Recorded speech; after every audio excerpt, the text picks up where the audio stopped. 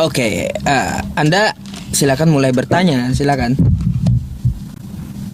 Oh, boleh Ustaz ya, kita sharing-sharingnya. Karena banyak Silakan. juga yang mau saya tanyakan sama Ustaz. Sorry. Silakan Bang. Ya. Anda mau nanya apa?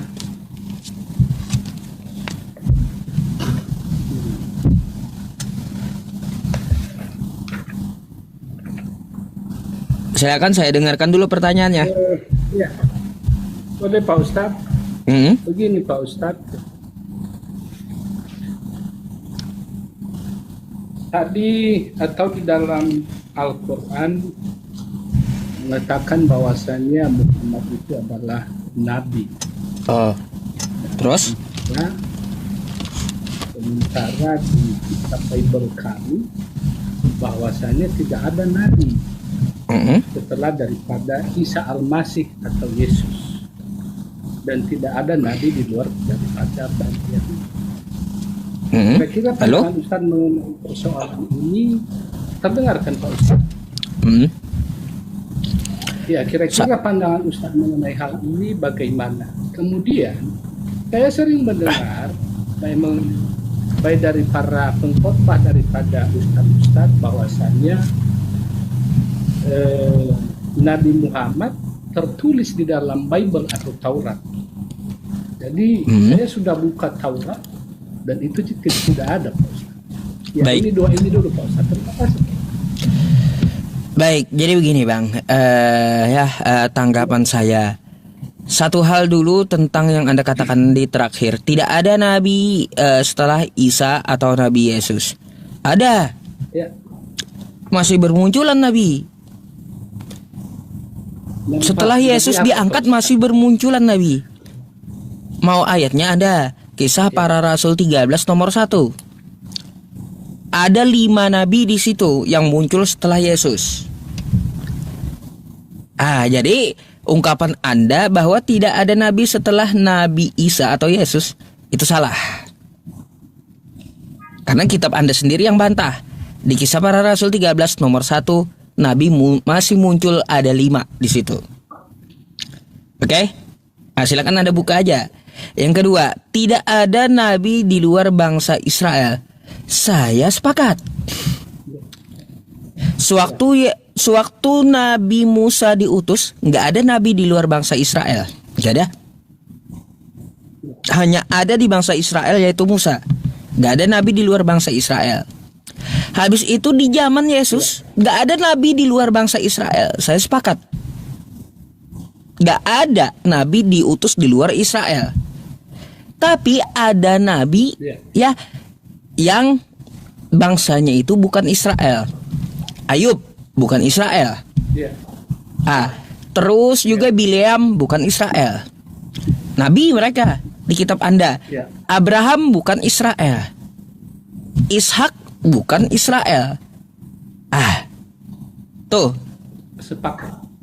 Artinya tidak ada nabi di luar bangsa Israel. Saya sepakat, hanya di zaman waktu nabi itu diutus. Setelah nabi itu diutus, diangkat Yesus, ada nabi-nabi di luar Israel. Dan ada bermunculan beberapa nabi gitu. Itu tanggapan saya. Terkait kata Anda Nabi Muhammad itu ada di Taurat. Pak, yang dikatakan Al-Quran kayak gini ya Pak ya. Nabi Muhammad itu tertulis di kitab sebelumnya. Mohon maaf, yang dimaksud bukan kitab Anda. Bukan kitab Anda. Oh, iya. Bukan kitab Taurat atau Perjanjian Lama atau kitab orang Yahudi. Jadi yang dimaksud itu adalah kitab yang dibawa oleh Nabi Musa dan Nabi Isa. Bukan kitab setelahnya. Karena di dalam Quran surah Al-Baqarah ayat 79, "Fawailul lilladzina yaktubuna al-kitaba biaydihim tsumma yaquluna hadza min 'indillah liyashtaru bihi tsamanan qalila." Celakalah yang mereka menulis kitab dengan tangan mereka sendiri, memasukkan ideologinya, mengubah dan menambahi, serta mengurangi. Dengan tangan mereka sendiri untuk mengambil keuntungan yang sedikit. Jadi, nggak perlu dicari di kitab Anda. Maksudnya itu adalah kitab yang dibawa oleh Nabi Musa dan Nabi Isa. Gitu. pengajaran dari pengajaran Nabi Musa dan Nabi Isa, bukan pengajaran setelahnya gitu. Itu yang dimaksud. Jadi bukan kitab Anda Bible, bukan. Karena kitab Anda bukan Injil dan bukan pula Taurat. Tapi Bible. Taurat itu apa sih? Ajaran Nabi Musa. Injil itu apa sih? Ajaran Nabi Isa. Nah, berkaitan. Apakah ada Yesus menubuatkan Nabi Muhammad? Tidak secara spesifik, Pak. Yang namanya nubuatan tidak secara spesifik. Tapi ada Yesus mengatakan, ya, aku meminta kepada Bapa mengutus seorang roh kebenaran, yang mana orang itu akan memuliakan aku. Roh Kudus, Pak. Ya, bentar nanti kita bahas. Yang mana dia akan memuliakan aku dan dia akan bersaksi tentang aku. Kan kayak gitu. Dia akan menyertai kamu selama-lamanya. Kan gitu kata Yesus. Kalau Anda katakan itu Roh Kudus, bukan roh, Pak. Karena yang dimaksud itu adalah orang. Orang yang mempunyai roh kebenaran. Bukan roh. Bukan Roh Kudus. Yang namanya orang bukan roh. Roh penolong itu bukan Roh Kudus. Kalau roh penolong itu berbentuk roh. Roh Kudus itu kan berbentuk roh, bukan manusia. Tapi yang dikatakan oleh Yesus itu adalah roh penolong, seorang penolong lain. Yang namanya orang ada kulitnya, ada matanya, ada hidungnya, ada tangannya, ada kakinya. Kalau Roh Kudus kagak kelihatan, kan gitu. Iya. Nah, kalau yang namanya orang berarti seorang penolong lain yang bersaksi tentang Yesus dan memuliakan Yesus. Coba kita lihat. Kalau katanya itu adalah Roh Kudus yang menyertai Kristen, apakah Kristen memuliakan Yesus? Saya mau tanya. Kristen mengatakan dengan kitab Paulusnya, Yesus mati terkutuk di tiang salib. Ini mati terkutuk penghinaan atau memuliakan? Menyebut orang mati terkutuk. Jelas ini penghinaan. Jelas yang dimaksud bukanlah Kristen. Bukan. Karena apa? Karena ciri roh penolong lain, roh kebenaran itu kata Yesus, dia akan memuliakan aku. Kristen mengatakan Yesus mati terkutuk di tiang salib. Dia diseret tentara Romawi, dia ditombak tentara Romawi, diludahi, ditampar. Ini penghinaan bagi Yesus. Iya, penghinaan bagi Yesus gitu. Artinya apa yang dimaksud bukan Kristen, roh penolong lain itu, bukan Roh Kudus, tapi orang yang mempunyai roh penolong lain, yang mempunyai kesaksian tentang Yesus, yang memuliakan Yesus. Coba lihat Pak, Nabi Muhammad itu. Apa kata Nabi Muhammad? Yesus orang benar. Ada Alkitab sama Pak Ustaz? Ada. Gampang. Kalau Anda mau merujuk ke satu ayat nanti silakan. Saya tahu ayatnya di mana. Kan kayak gitu. Nanti Anda sebutkan aja. Yohanes 16. Yohanes 16. Ya. Di situ tercatat di Yohanes 16 ayat 12 sampai 14. Dia Roh Kudus akan memuliakan aku sebab ia akan memberitakan kepadamu apa yang diterimanya daripada aku setelah dia nanti naik ke surga. Terbukti. Saya sedikit saja. Ketika ia sudah naik ke surga, maka murid-murid tinggal.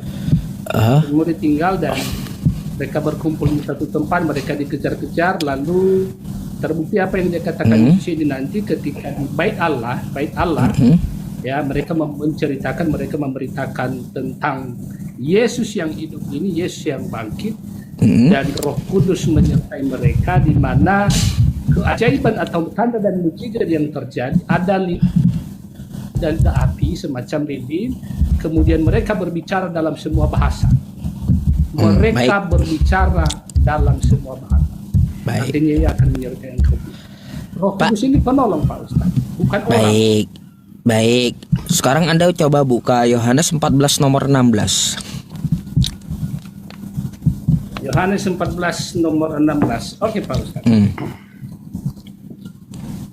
Apa yang dikatakan Yesus di situ? Seorang penolong lain, kan gitu. Tadi Anda Yohanes 16 kata Anda. Ya, banyak rujukannya. Banyak ada di Kisah Para Rasul juga. Bukan hanya satu rujukan ya, Pak Ustaz. Oke. Ya. Oke, Yohanes 14 ya, nomor 16. Bentar saya buka dulu ya. Ya. Yohanes 16. Ya. Baik. Di situ Yohanes aku 16, minta ya. kepada Bapa, dan Dia akan memberimu kepadamu seorang penolong lain, supaya Ia menyertaimu selama-lamanya. Anak murid Yesus ada berapa, Pak? Ada kata-kata selama-lamanya di situ, Pak Ustadz, ya. Iya. Iya. Murid-murid Yesus ada berapa dulu? 12. 12. Satu yang mengkhianati Yudas Iskariot. Baik. Gak ada Yesus mengatakan, aku minta kepada Bapa, Ia akan memberikan 12 orang. Gak ada. Jadi yang dimaksud bukan muridnya Yesus, tapi kata Yesus di situ seorang penolong lain. Gak ada Yesus minta ngomong ya, minta kepada Bapa 12 orang. Gak ada, tapi seorang. Jelas di sini bukan murid-muridnya Yesus yang dimaksud. Gitu. Ya. Perhatikan di situ, ya, supaya Ia menyertai kamu selama-lamanya. Emangnya murid-murid Yesus Selama-lamanya ini, Pak Ustadz. Ia akan menyertai Artinya kalau kamu selama-lamanya. Bukan orang itu, Pak Ustadz. Masa saya sampai selama-lamanya sih? Iya, ada orang yang menyertai selama-lamanya, Pak. Ada? Kalau itu merujuk kepada, mohon maaf, kalau itu merujuk kepada Nabi Muhammad, maka tidak pas. Karena Nabi Muhammad sudah tiada. Baik.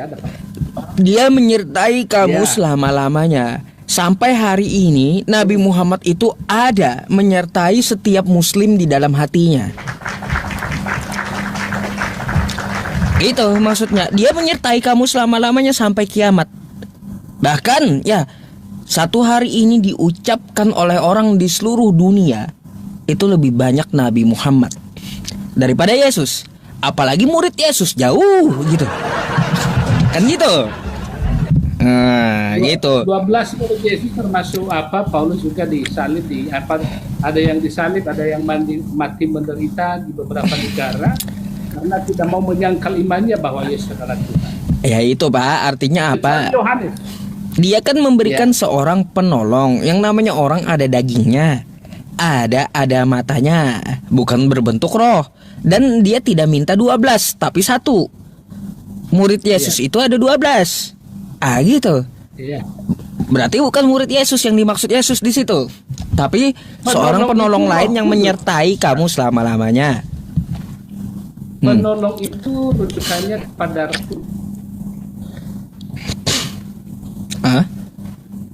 bukan kepada Nabi setelahnya. Oke. Saya buktikan tadi ketika Yesus naik ke surga. Ketika Yesus naik ke surga dan di situ berkumpul para rasul dari Pentakosta namanya, Pentakosta, dan di situ turunlah Roh Kudus.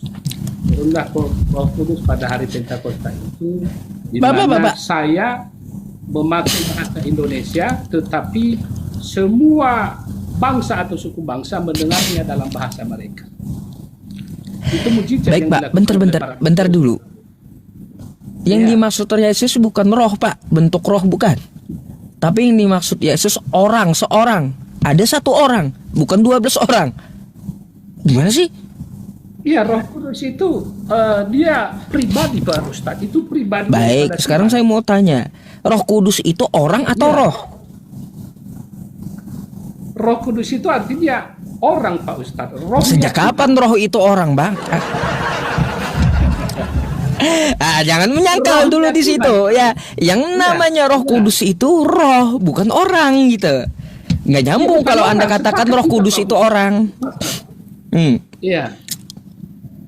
Artinya Allah boleh memakai apa saja, ya, termasuk misalnya Roh Kudus itu untuk menjadi penolong bagi para murid-murid atau para rasul yang tinggal setelah dia naik ke surga. Mana orangnya? Seorang itu mana orangnya, coba? Roh Kudus, Pak Ustadz. Roh Kudus kok orang? Ya, Kalau orang mana nama sama. Roh Kudus itu orang mana orangnya pernah nongol tahun berapa, zaman Sama berapa halnya, gitu. tidak ada. Kita tidak bisa membatasi kuasa Tuhan, Pak Ustaz. Iya, saya nggak membatasi Kalau kuasa itu Tuhan. dibatasi Kalau oleh Roh Allah Kudus dan itu orang, mana orangnya, di mana letak sejarahnya gitu. Kalau saya sepakat dengan Pak Ustadz, saya mengiyakan kata Pak Ustadz bahwasanya itu orang dan merujuk kepada Nabi Muhammad. Mohon maaf, ajaran Nabi Muhammad dengan ajaran Yesus sangat jauh berbeda. Oh, salah, Pak. Ajaran Yesus dengan ajaran Nabi Muhammad sama. Hanya saja ajaran Kristen dan Paulus itu beda dengan ajaran Yesus dan ajaran Nabi Muhammad. Oh, Andaikan Paulus gini, tidak Pak. punya ajaran. Andaikan gini, ya. Andaikan gini, hanya ada ajaran Yesus, kagak ada ajaran Paulus dan Kristen, maka ajaran Yesus itu nggak ada salahnya di mata Islam. Sama dengan ajaran Nabi Muhammad. Karena gara-gara ada Paulus dan Kristen, jadi kacau ajaran Yesus gitu. Gitu. Ya, Contoh begini ya Pak ya, saya contohkan dulu nih. Saya contohkan dulu. Kata Yesus, sembahlah Allah, Islam menyembah Allah. Yesus sunat, Islam wajib sunat. Yesus puasa, Islam puasa. Terus Yesus kagak pernah contohin makan babi, Islam kagak makan babi. Yesus kalau dari tiang salib diturunkan, lalu dia dikapani. Islam kalau mati dikapani. Terus Yesus ketika berdoa kepada Bapaknya dengan cara sujud. Islam sujud dan berdoa. Tiba-tiba kayak gini. Ya Pak ya, kata Yesus sembahlah Allah, kata Kristen dan Paulus sembah Yesus. Bertentangan dengan Islam dan ajaran Yesus. Ketika Yesus sunat, kata Paulus kagak boleh sunat. Ayo. Ketika Yesus puasa, Kristen ada yang puasa, ada yang kagak. Terus kata Yesus kagak pernah contohin makan babi, tiba-tiba Kristen sampai ekor babi habis. Kan gitu. Nah, soal masuk kerajaan surga. Nah, itu bentar dulu, beda konteksnya di situ. Kalau alasan Kristen kan ada sendiri gitu, nanti dulu tuh untuk masalah itu. Ya, kalau ada alasan Kristen makan babi ada tersendiri, saya tahu gitu. Tapi beda udah dengan tidak disunat bukan barometer masuk ke dalam kerajaan. Oke, ya itu kan ada alasan dari Kristen. Cuma kan Yesus Dan di satu Alkitab, berarti gini, di 1 Yohanes 2 nomor 6, kalau kamu percaya dengan Yesus, maka kamu hidup sebagaimana Yesus itu hidup. Yesus disunat, Anda harus sunat. Kata Paulus nggak boleh sunat. Yesus hidup kagak pernah makan babi. Ya, Kristen makan babi. Bertentangan gitu. Habis itu Yesus puasa. Kristen ada yang puasa, ada yang tidak. Terus juga ya, Yesus ketika diturunkan dari tiang salib, dia dikapani. Kristen pakai jas kalau mati, sama ada si kupu-kupu. Bedanya di situ. Yesus sujud di Taman Getsemani dan berdoa. Sujud itu dahinya ke tanah. Tiba-tiba Kristen di gerejanya joget-joget, nyanyi-nyanyi. Ya, karena Yesus adalah sujud. Makanya mereka joget-joget.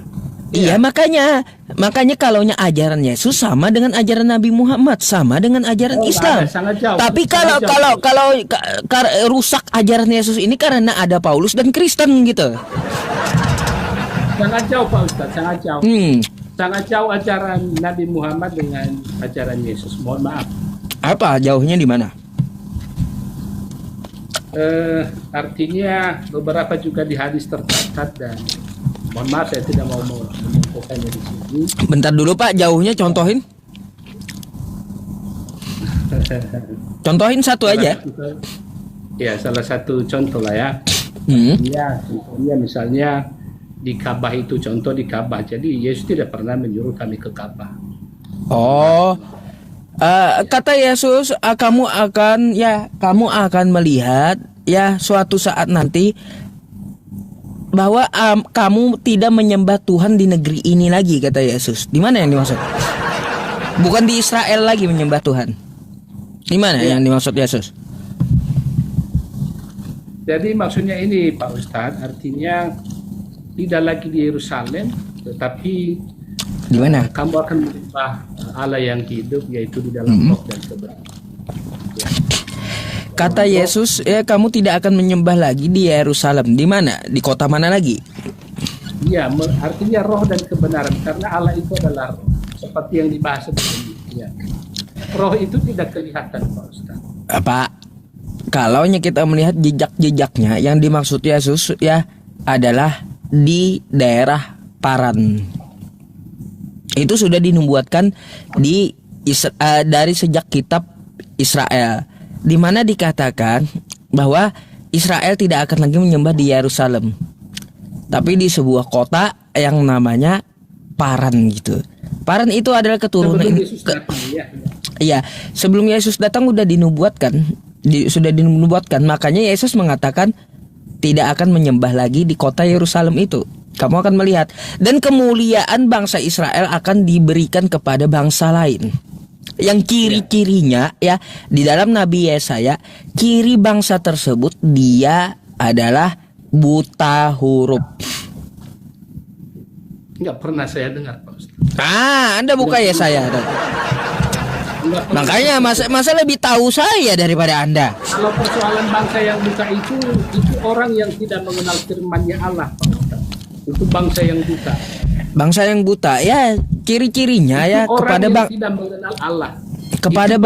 Kepada bangsa yang buta itu ya Pak ya, ketika dia diturunkan kitab dia ngomong kayak gimana? Bangsa yang buta adalah bangsa yang hidup dalam kegelapan, yang menyembah berhala dan tidak hidup menurut firman Allah. Itu iya, satu-satunya bangsa yang buta adalah bangsa Arab. Bukan betul. Orang yang buta, bukan makanya bangsa Arab itu sebelum Nabi Muhammad itu datang, mereka nyembah berhala, hidup dalam kegelapan, dan mereka metodenya bukan tulis, tapi apa? Mereka buta huruf, tapi mereka apa? Metodenya hafalan. Makanya banyak syair, gitu. Hafalan. Di situ. Ya? Iya, tujuannya ke situ penyembahannya. Makanya kan di kitab Yesaya itu kalaunya diberikan. Ya, kalau diberikan kepada orang tersebut ya kitab yang termaterai tersebut, maka dia akan berkata seperti apa? Aku tidak bisa membaca, katanya. Tuh. Akan diberikan ke bangsa itu gitu loh. Kemuliaan dari bangsa Israel. Siapa yang dinubuatkan Nabi Yesaya tuh? Itu kitab wahyu Pak Ustaz. Bukan wahyu, Yesaya itu. Kalau bangsa yang buta itu merujuk kepada tadi itu saya bilang referensinya itu ke bangsa yang tidak mengenal Allah, bangsa yang betul. Tidak mengikuti perintah daripada Allah, betul. Hidup dalam kegelapan. Mereka penyembah berhala setelah keluar dari tanah Kanaan atau tanah Mesir, mereka masuk ke tanah Kanaan yang dijanjikan oleh Tuhan. Arahnya kemana Pak? Mereka memberontak dan menyembah berhala-berhala lain. Arahnya kemana? Ke bangsa Israel. Coba arah perjalanannya itu kemana? Ke Paran? Kalau Paran ini saya kurang tahu maksudnya. Udah pelajari dulu kalau gitu ya. Paran itu daerah mana? Ya Bapak pelajari dulu dah ya. Biar Anda tahu Paran itu di mana gitu. Paran itu adalah ke arah Bakkah, yang sekarang kota Mekah. Jadi tapi tidak pernah tercatat di Alkitab Perjanjian Lama. Ada, Anda aja yang kagak belajar. Tunjukkan ayatnya. Ada. Saya senang. Saya tahu itu ya. Aduh. Kalau ada, saya pasti senang mendengarnya. Ini kita sharing-sharing ini Pak Ustaz. Bagi-bagi pengalaman atau ini. Banyak Pak, ya. Di bilangan 12-16 ada satu raja-raja ada tuh. Kejadian 21-21 juga menyebut gurun Paran. Apa tentang Paran itu ya Anda coba pahami, dan di mana daerahnya. Ambil Google Map, di mana itu Paran. Coba. Gurun Paran itu sebelumnya Pak Ustaz. Ya banyak kalau merujuk ke Paran ya Pak ya, Paran. Coba Anda Google Map di mana itu Paran. Bentar. Saya ini satu masih pegang makanan masalahnya. Bentar ya. Nggak apa-apa, sambil dinikmati aja Pak Ustaz. Bentar. Aduh.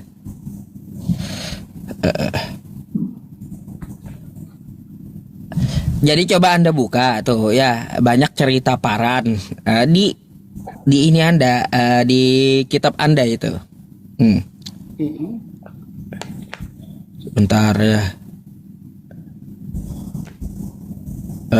Gurun Paran.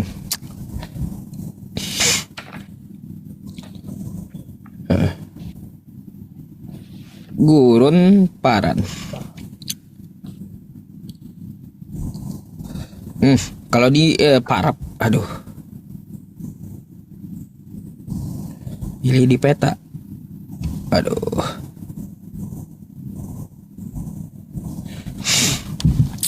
Bentar ya Pak ya, nih saya.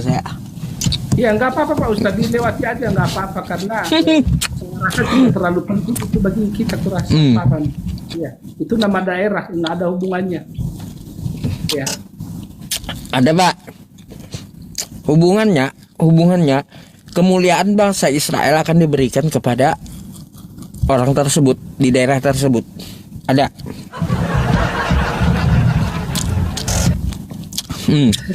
Coba Anda buka dulu Pegunungan Paran di mana, kan kayak gitu. Biar Anda pelajari Pegunungan Paran. Iya, maksudnya begini Pak Ustadz, keselamatan itu hanya datang dari bangsa-bangsa melalui bangsa-bangsa Yahudi.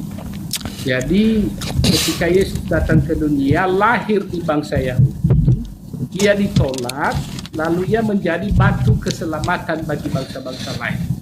Itu kira-kira ceritanya kalau saya tidak salah, menurut ide atau konsep yang ada di Pak Ustadz. Kalau saya kan dari tadi sepakat, kata saya tidak ada keselamatan di luar bangsa Yahudi ketika nabinya itu diutus. Tidak ada nabi di luar bangsa Israel. Saya sepakat. Iya. Tercatat tapi di Alkitab. Iya, tapi ketika saat nabi itu diutus, habis nabi itu diutus, banyak nabi di luar Israel. Waktu gini, maksudnya itu tidak ada nabi di luar bangsa Israel itu kayak gini Pak ya. Ketika Yesus diutus, nggak ada nabi di luar bangsa Israel. Ketika Musa diutus, tidak ada nabi di luar bangsa Israel. Tapi ketika Nabi Musa wafat, ada nabi di luar bangsa Israel. Contohnya Ayub sama Bileam. Nah, setelah Yesus diangkat, ya ada nabi di luar bangsa Israel. Di dalam Alkitab memang tercatat Pak Ustadz bahwasanya setelah Yesus atau Isa ada nabi, tapi nabinya mohon maaf artinya ajaran-ajaran yang memang membelokkan ajaran firman Yesus. Itu nabi palsu. Iya, karena Lukas 16 ayat 16 mengatakan hukum Taurat dan kitab para nabi hanya berlaku sampai kepada zaman Yohanes. Yohanes ini adalah nabi Yahya, anak Zakaria, dan dia yang membaptis Yesus. Kata sedikit saya ceritakan mengenai Yahya ini, Nabi Yahya ini, bahwa membungkuk dan membuka tali kasut Yesus pun saya tidak layak. Itu kira-kira Pak Ustaz. Baik, menurut Anda nabi palsu itu siapa? Saya kurang tahu Pak Ustaz. Mungkin artinya yang nabi palsu ini adalah nabi yang memang tidak sesuai dengan ajaran Yesus. Itu kira-kira. Nanti saya salah tuduh pula ke NASA yang nggak enak. Ya. Baik. Kalau karena nabi palsu, kalau nabi palsu itu, ya gimana? Lanjut Pak. Karena Yesus mengatakan, barang siapa tidak mengakui aku, maka aku juga tidak akan mengakuinya di depan Bapa. Okay. Barang siapa menyangkal anak, maka ia juga menyangkal Bapa di surga. Itu kira-kira Pak Ustaz. Baik. Jadi Pak, ciri nabi palsu itu udah dikatakan oleh Yesus di dalam Matius 24. Benar. Ya, camkan kata dari Yesus. Dari buahnya kan kita dapat mengetahui ya, dari buah pengajarannya. Satu, ya. Yang kedua, ciri-cirinya seperti apa? Ciri-cirinya dia ada di padang gurun. Oke? Saya juga nggak ada diceritakan masalah di padang gurun. Oh, Matius 24, coba Anda buka.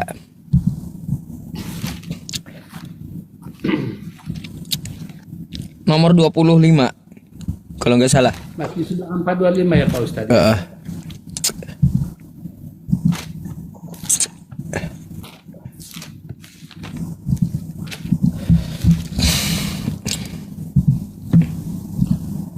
Matius, siksaan yang berat dan Mesias palsu. Camkanlah, aku sudah mengatakannya terlebih dahulu kepada. Lanjut. Ya, ini artinya jadi apabila orang berkata kepadamu, lihat ia ada di padang gurun, janganlah kamu pergi ke situ. Atau lihat ia ada di dalam balik, janganlah kamu percaya. Dalam bilik jangan kamu percaya, kata dia kan gitu. Ya. Lanjut 27-nya. Nah, sebab sama seperti kilat memancar dari sebelah timur dan melontarkan cahayanya sampai ke barat, demikian pula lah kelak kedatangan anak manusia. Anak manusia ini Yesus, Pak Ustadz. Oke, Ya, supaya jadi jelas anak manusia adalah Yesus. Jadi Benar. jadi kata Yesus, ya ciri nabi palsu itu ya, dia katakan dia ada di padang gurun. Dia ada dalam bilik Ya. dan dia ketemu Mesias dalam bentuk cahaya kilat. Jangan salah mengartikan Pak Ustadz. Ini perkataan Yesus ketika orang bilang ia ada di A, jangan dia ada di B, dia ada di C. Dia tidak menuduh bahwasannya ini hanya contoh. Lihat, ada orang yang berkata dia ada di padang gurun. Itu hanya menjelaskan kata-kata ini Pak Ustadz. Iya, coba Anda buka judul perikopnya. Itu kan tentang masalah siksaan yang berat dan Mesias palsu. Iya. Toh kan ada nabi palsu di situ dijelaskan oleh Yesus. Betul nggak? Di sini di 23 dicatat, lebih jelasin lagi di 23 di ayat 23. Oke. Pada Ya. waktu itu jika orang berkata kepadamu, lihat Mesias ada di sini atau Mesias ada di sana, jangan kamu percaya. Artinya itu hanya perumpamaan yang diberitakan oleh yang disampaikan. Lanjut 24-24-nya coba. Iya, sebab Mesias palsu dan nabi-nabi palsu Akan muncul. Iya, dan mereka akan mengadakan tanda-tanda Tanda yang dahsyat dan mukjizat. Kiranya mereka menyesatkan orang Pilihan juga. Itu belum Baik. terjadi, Pak Ustaz. Ya. Terus apa lagi kata Yesus? Camkanlah, kata Yesus kan? Yes. Aku sudah mengatakannya kepadamu lebih dulu. Jadi apabila orang berkata kepadamu, lihat ia ada di padang gurun. Satu cirinya di padang gurun nabi palsu itu. Iya. Yang kedua dia di dalam bilik. Oke? Yang Bilik kamar ya Pak Ustaz, ruangannya. Bilik itu kan macam-macam Pak. Bilik, kamar, penjara bisa. Bilik penjara, kan kamar bilik itu ya. Terus kata Yesus, dia ketemu Mesias itu di padang gurun bentuk kilat tuh, seperti kilat yang memancar dari sebelah timur. Iya. Satu-satunya yang memenuhi perkataan Yesus ini adalah Paulus, Pak. Satu-satunya yang dimaksud oleh Yesus nabi palsu itu adalah Paulus. Coba Anda Ya buka. bukan nabi Pak Ustaz, ya rasul itu. Bentar. Coba Anda buka di Kisah Para Rasul 9. Paulus ke Damsyik. Damsyik itu padang hutan atau padang gurun? Menangkap Yesus itu Pak, menangkap murid-murid Yesus itu Pak Ustaz. Dia pergi ke Damsyik untuk menangkap rasul. Oke, sekarang saya tanya dulu Pak. Yesus. Damsyik itu padang hutan atau padang gurun? Kurang tahu saya apakah padang Damsyik gurun jelas atau padang gurun Pak. Ada di raja-raja. Damsyik itu padang gurun. Oke. Di situ Paulus ketemu yang katanya ketemu Mesias atau ketemu Yesus dalam bentuk cahaya. Lalu dia ngomong, akulah Yesus. Ini ciri-ciri palsu yang dikatakan Yesus. Camkan, aku udah mengatakan kepadamu jangan percaya sama dia. Itu kata Yesus. Satu-satunya kata Yesus nabi palsu itu adalah Paulus. Itu ciri-cirinya. Coba Anda juga ke 1 Petrus ya. Nomor 1. Nabi palsu atau pengajar palsu itu Pak ya, dikatakan oleh Petrus dia menemui murid-murid Yesus. Pak?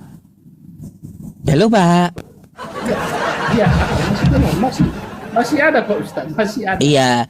Jadi kata Petrus di 1 Petrus ya, di 1 Petrus apa 2 Petrus? 1 Petrus kalau nggak salah Pak ya. Jadi yang namanya nabi palsu itu dia datang ke murid-muridnya Yesus. Gitu. Oke? Nah, begini Pak. Ya. Boleh saya klarifikasi, boleh saya jawab? Belum selesai. Itu ciri-cirinya yang saya katakan sama Bapak gitu ya. Jadi di situ dikatakan oleh Yesus dan Petrus, ciri-ciri nabi palsu itu adalah datang kepada murid-muridnya Yesus. Kira-kira siapa gitu? Ya, berarti di zaman murid-muridnya Yesus dan ngaku ketemu Yesus di padang gurun. Habis itu, Pak, ya, ciri-ciri dari yang dikatakan Petrus dan Yesus ini satu-satunya merujuk ke Paulus. Lalu kata Anda Paulus bukan nabi, betul? Salah. Coba Anda buka Kisah Para Rasul 13 nomor 1. Enggak, kita masuk, kalau boleh kita masuk ke intinya aja, Pak. Pak Ustadz kan bilang bahwasanya Paulus adalah nabi palsu atau Mesias palsu atau rasul palsu. Iya, dia adalah nabi palsu. Ya, kita buktikan. Ini kan perlu pembuktian. Itu intinya sebenarnya. Jadi biar nggak melebar kemana-mana. Oke. Jadi menurut Pak Ustadz, kalau siapa si Paulus adalah nabi palsu atau rasul palsu, kira-kira apa yang bertentangan tulisan-tulisan daripada Paulus mengenai Yesus? Oke. Kata Yesus kan dari buahnya lah kan kita dapat lihat ajaran nabi palsu itu. Kan gitu. Iya. Semua para nabi semua para nabi ya menyuruh menyembah Tuhan yang mana Tuhannya itu bukanlah manusia. Iya. Bukan anak manusia. Tiba-tiba Paulus menuhankan Yesus. Miliaran manusia tersesat gara-gara Paulus. Dari buahnya lah kata Yesus ya, dia menyesatkan orang-orang banyak. Tuh dari buahnya ketahuan. Yang para nabi menyuruh menyembah Tuhan, tiba-tiba si Paulus ini menyuruh menuhankan Yesus. Iya. Dari buahnya aja ketahuan kata Yesus. Jadi begini Pak Ustadz, sedikit dulu kita kembali ke belakang, nanti baru saya bahas persoalan Paulus. Paulus ini adalah seperti yang disampaikan sebelumnya, dia seorang jenderal atau panglima dan dia ditugaskan untuk menangkap para murid. Lalu di tengah jalan di Damsyik, ya Yesus menyatakan kemuliaannya dan menangkap si Paulus menjadi muridnya. Terbukti dia buta beberapa, dan dia bercakap. Mereka melakukan percakapan dengan kilat itu atau Yesus. Akulah Yesus itu kata Yesus. Akulah Yesus yang engkau aniaya Paulus.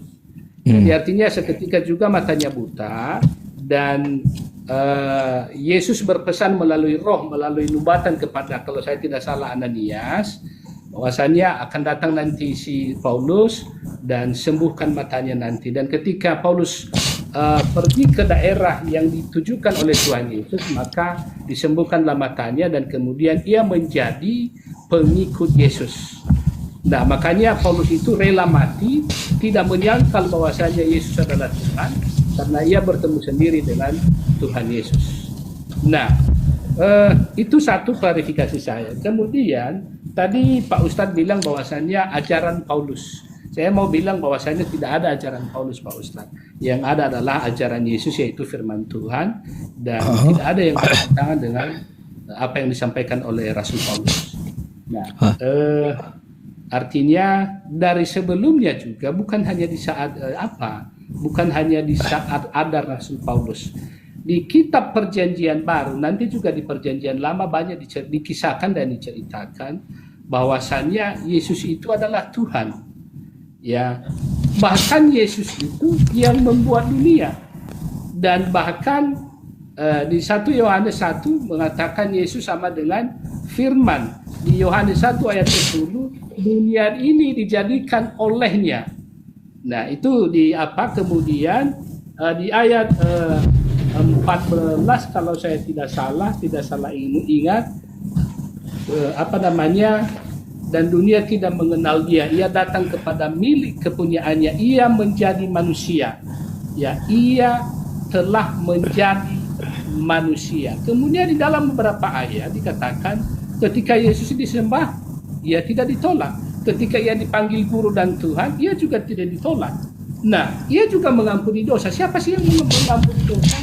Secara logika yang bisa mengampuni dosa, saya tidak tahu bagaimana dengan orang kita Islam yang berhak mengampuni dosa itu hanya Allah. Tapi Yesus berhak mengampuni dosa karena anak manusia ini sama dengan Yesus adalah berhak dan punya hak untuk mengampuni dosa. Aku dan Bapa adalah satu. Sebelum Abraham ada, aku sudah ada. Sebelum dunia dijadikan, aku telah ada. Itu kejauhan Pak pembahasannya. Panjang lagi kita bahas ke situ. Saya bisa bahas itu satu persatu nanti. Karena persoalan Pak Ustadz tadi bilang bahwasannya kita bahasnya nabi palsu dulu tadi. Tuhan. Nah, ini kan persoalannya, makanya saya ceritakan sedikit ini Pak Ustadz. Tapi kalau mau lagi masih banyak ayat-ayat lain yang mendukung Pak Ustadz. Iya. Terus kira-kira kalau Anda mengatakan bahwa Yesus mengampuni dosa di umat Islam, saya pun bisa ngampuni dosa, masalahnya Pak. Gitu. Orang mencuri barang saya, orang itu berdosa sama saya gitu. Jadi ketika dia datang minta ampun sama saya atas dosa pencuriannya terhadap barang saya berhak ngampuni dosa dia. Bisa saya ampuni dosa dia. Jadi nggak ada wahnya bisa ngampuni dosa itu gitu. Oh, ini konsep yang berbeda Pak Ustaz. Konsep yang berbeda dalam arti ketika si A melakukan kesalahan kepada kita, maka kita berhak mengampuninya. Kita berhak memaafkannya, dan itu lagi.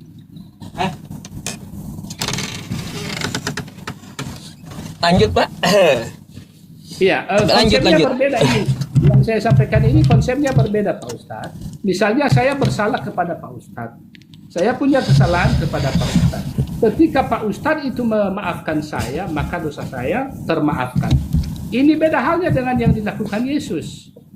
Ya, kepada pesundal ada seorang pelacur dan dia berkata, ya dosamu sudah diampuni, jangan pernah melakukan lagi.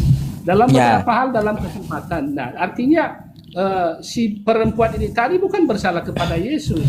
Tidak. Beda halnya ketika saya bersalah kepada Pak Ustadz. Ya, artinya jadi itu nanti gitu yang kita bahaskan untuk masalah mengampuni dosa. Tidak ada hubungannya dengan perkataan Pak Ustadz. Dengan apa yang kita bahas tentang nabi palsu. Jadi kan kayak gitu tadi penjelasan saya tentang nabi palsu. Kira-kira menurut Anda nabi palsu itu yang datang ke tengah murid-muridnya Yesus itu siapa? Nabi palsu yang datang maksudnya di saat murid-murid ke tengah murid-muridnya Yesus. Ke tengah murid-muridnya Yesus. Saya rasa tidak ada Pak Ustaz. Karena ke-11 para rasul meneruskan ajaran